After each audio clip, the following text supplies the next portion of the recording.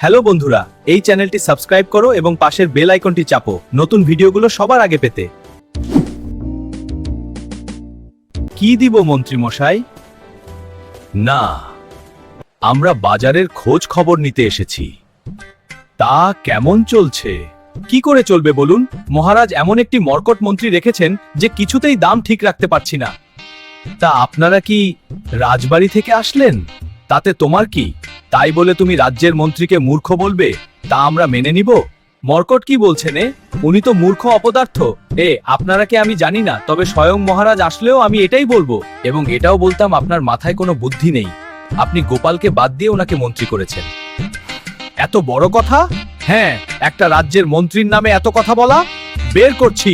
এই জান জান আমাদের গোপাল আছে, সেই আমাদের বাঁচাবে। মহারাজ গোপালকে ভালোবাসেন, আমরাও গোপালকে ভালোবাসি। জান জান তো মশাই, এবার এখান থেকে চলে যাওয়াই ভালো। চলুন মন্ত্রী মশাই, চলে যাই। চলে যাই। গর্ত খুঁড়া হয়ে গেছে, এবার শুধু গর্তে তরকারি আর গোবর দিতে হবে।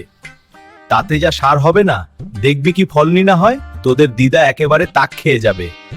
হয়ে যাবে, তুমি চিন্তা করো না, আমি কালকেই গোবর খুঁজতে বের হব। পুটি, তুই কিন্তু এটা ভুল বললি। দাদুর কাজে গাফিলতি গুলটে কিন্তু মোটেই দেখতে পারে না।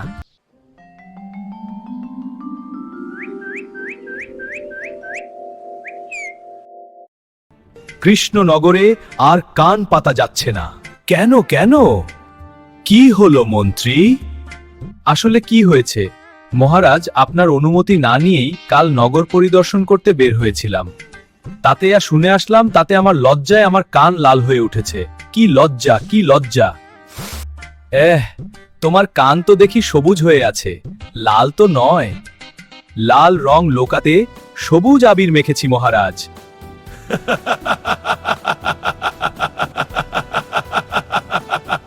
ভিডিওটি দেখার জন্য ধন্যবাদ।